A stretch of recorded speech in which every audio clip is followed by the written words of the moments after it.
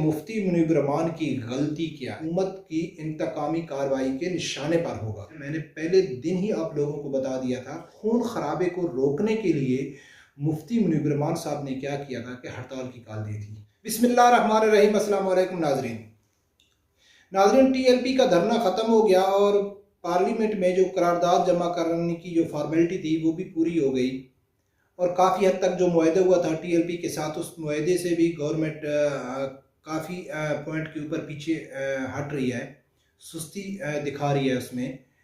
लेकिन उसके बावजूद भी गवर्नमेंट टीएलपी के ऊपर, जो उसके सपोर्टर के ऊपर इंतकामी कार्रवाई से बाज नहीं आ रही। अब लोगों को मालूम है कि मुफ्ती मुनीब रहमान साहब जो किसी तारफ़ के मोहताज नहीं है, उनके खिलाफ गवर्नमेंट ने एक्शन लिया है कि उसका नाम फोर्थ शेड्यूल में डालने की सिफारिश की है। अनकरीब ही उसका नाम फोर्थ शेड्यूल में डाल दिया जाएगा। तो मेरे बहुत सारे दोस्तों को शायद यह भी मालूम नहीं होगा कि फोर्थ शेड्यूल है क्या, उसको ऊपर भी बात करेंगे। और मुफ्ती मुनीब रहमान का नाम क्यों फोर्थ शेड्यूल में डाल रहे हैं और दूसरे लोगों को क्यों नहीं डाल रहे। अगर डालना है तो सिर्फ मुफ्ती मुनीब रहमान का क्यों डाल रहे हैं और दूसरे लोगों ने जो सपोर्ट किया है उनका नाम क्यों नहीं डाल रहे हैं। इसके ऊपर बात करने से पहले मेरी आप लोगों से गुजारिश है कि अगर आप चाहो तो मेरे चैनल को सब्सक्राइब कर दो और बेल आइकन को लाजमी प्रेस करना ताकि मेरे आने वाली लेटेस्ट वीडियो आप तक पहुंच सके। तो दोस्तों, अब बात करते हैं फिफ्थ शेड्यूल का। फोर्थ शेड्यूल क्या है? फोर्थ शेड्यूल है जब APC वाक़या हुआ था, पेशावर यूनिवर्सिटी में बच्चों के ऊपर हमला हुआ था, उसके बाद एक नेशनल एक्शन प्लान के ज़रिए बनाया गया था कि भाई मुमकिना तौर पर ये दहशतगर्द है। उस आदमी के ऊपर फोर्थ शेड्यूल लगता है, उसकी पूरी एक्टिविटी जो होती है, जो वो जिधर उसको आना जाना होता है, उसने मुतलका थाने में रिपोर्ट करनी पड़ती है कि आप कहाँ जा रहे हैं, कहाँ नहीं आ रहे। तो अभी बात करते हैं कि मुफ्ती मुनीब रहमान की गलती क्या है। मुफ्ती मुनीब रहमान की जो शख्सियत है, आप सब लोग उससे वाकिफ़ हैं। कुछ अर्सा पहले गवर्नमेंट ने उसके रोहित हलाल कमेटी का जो चार्ज था वो भी उससे ले लिया गया था।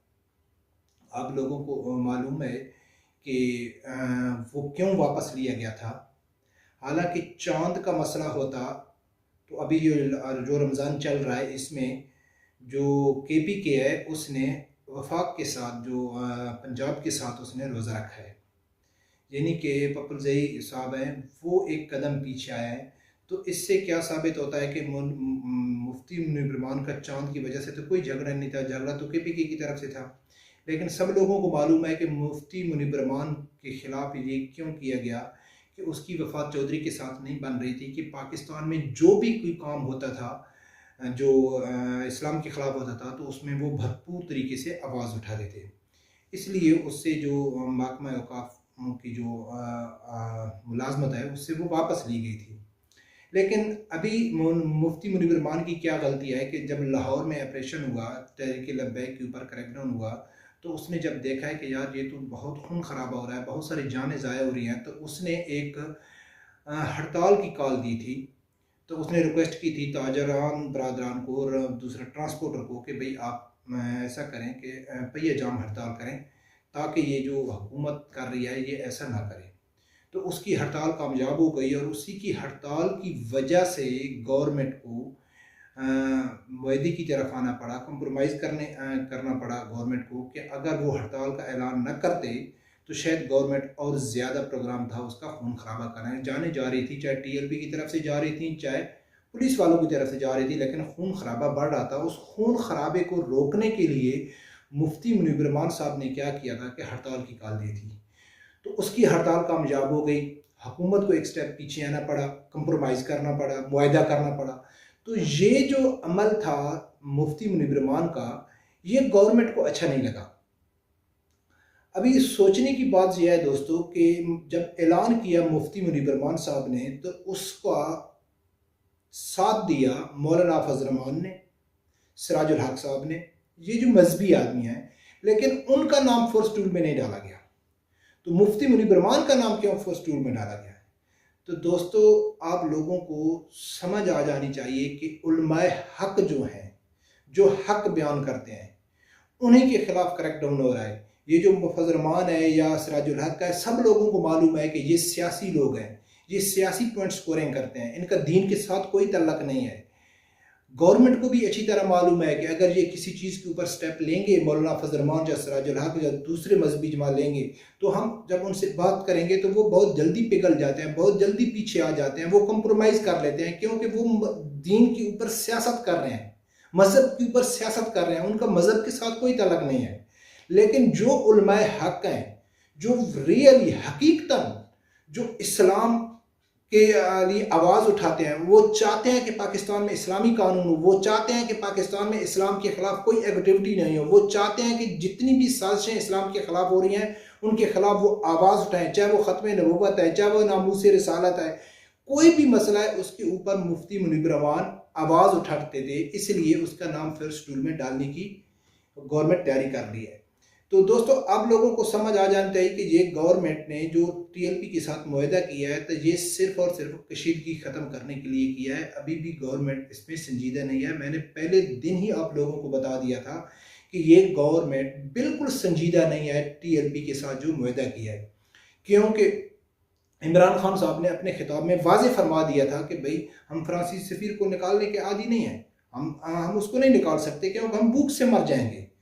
तो उसके बाद करारदाद जमा कराना, करारदाद में इमरान खान साहब का मौजूद ना होना, शेख रशीद का मौजूद ना होना, फिर जुमे वाले दिन जब उसके ऊपर बहस होनी थी तो जो कौमी असम्बली के स्पीकर हैं, जो बड़ा अपने आप को आशिक रसूल होने का दावा करते हैं, और एक दिन वो असम्बली में क्या कह रहे थे कि भाई मेरी बात गौर से सुन लो, ख़त्म नबुव्वत और नामूस से रिसालत के ऊपर बिल्कुल कंप्रोमाइज़ नहीं होगा। मैं आप लोगों को वाज़े बता रहा हूँ कि मैं बैठा हूँ तो जब तक मैं हूँ तो कोई इसके ऊपर कंप्रोमाइज़ नहीं होगा। लेकिन जुम्मे वाले दिन वो भी नहीं आए। तो ये जो तीनों आदमियों की अदम मौजूदगी वाज़े बयान कर रही थी कि गवर्नमेंट ने टीएलपी के साथ धोखे से काम लिया है। ये बिल्कुल संजीदा नहीं है, बल्कि हर वो आलिम जो नामूस रिसालत और ख़त्म नबुव्वत के लिए आवाज़ उठाएगा वो हुकूमत की इंतकामी कार्रवाई के निशाने पर होगा। लेकिन इंशाल्लाह ये कामयाब नहीं होंगे, क्योंकि जीत हमेशा हक की होती है। वक्ती तौर पे तो आप गवर्नमेंट उनके ऊपर प्रेशर डाल सकती है, उनके ऊपर दबाव डाल सकती है, लेकिन ये मुस्तकिल हल नहीं है। ये मुस्तकिल हल नहीं है कि आप किसी मजहबी जमात को अंडर प्रेशर करके उनको जो गवर्नमेंट का एक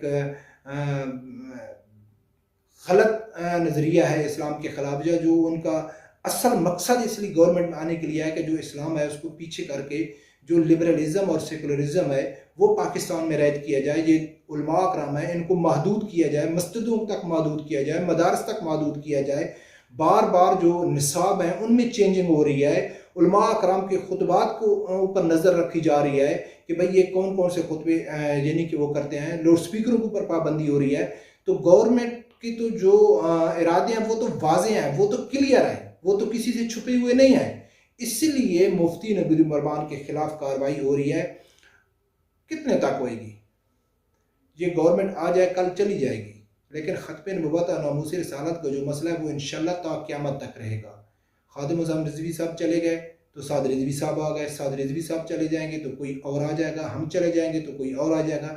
लेकिन जब तक सच्चे आशिक रसूल हैं वो इस चीज़ के ऊपर कभी भी कंप्रोमाइज़ नहीं कर सकते कि नामूस रिसालत का मसला हो या ख़त्म नबुव्वत का मसला हो, उस वजह से वो कंप्रोमाइज़ कर लगे। हाँ, गरीब लोग हैं, मेरी तरह मजबूर लोग हैं जो बहुत ही कम दर्जे के यानी कि ईमान के कम दर्जे पर हैं, तो वो भी वक्ती तौर पर डर की वजह से या प्रेशर की वजह से, गवर्नमेंट की वजह से वो चुप तो कर सकते हैं, वो खामोश तो हो सकते हैं, लेकिन उनके अंदर जो सच्चा इश्क़ रसूल नबी अकरम सल्लल्लाहु अलैहि वसल्लम उनके अंदर है, बेसिक जो उनका ईमान है, वो उनसे हुकूमत उनको नहीं हटा सकती।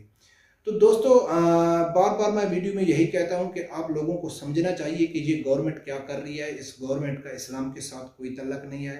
आप लोग उन लोगों को सपोर्ट करो जो हकीकी मायने में पाकिस्तान में इस्लाम नाफिज करना चाहते हैं, जो दिली तौर पे उनकी ख्वाहिश है, और हर आदमी जानता है कि वो लोग कौन है कि जो पाकिस्तान में हकीकी मायनों में इस्लाम की बात करते हैं। मौलाना फजल रहमान, सिराजुल हक या इमरान खान जैसे कि नारा लगाना कि हम रियासती मदीना बनाएंगे, वो तो आप लोगों के सामने है। और जो हकीकी लोग हैं वो अपनी कुर्बानियाँ भी दे रहे हैं, शहादतें भी दे रहे हैं, जान और माल सब कुछ नबी अकरम सल्लल्लाहु अलैहि वसल्लम के ऊपर कुर्बान कर रहे हैं, लेकिन वो अपने नज़रिए के ऊपर, अपने मंशूर के ऊपर वो डटे खड़े हुए हैं, वो इस डर में आने वाले नहीं हैं। सबसे बड़ी मिसाल हमारे पास अल्लामा खादिम हुसैन रिजवी साहब की है कि उसके ऊपर उसको 3-3, 4-4 महीने जेल में रखा गया, सर्दियों में जेल में रखा गया, कंबल जो है उसको पानी से गीला करके उसके ऊपर डाला गया, पंखे चलाए गए, लेकिन वो उसने कंप्रोमाइज़ नहीं किया।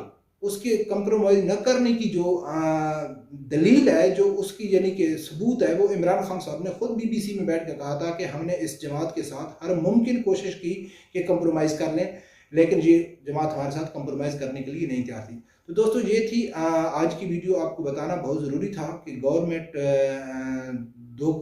दो खिस्से काम ले रही है, जो गवर्नमेंट के लिए अच्छा नहीं है।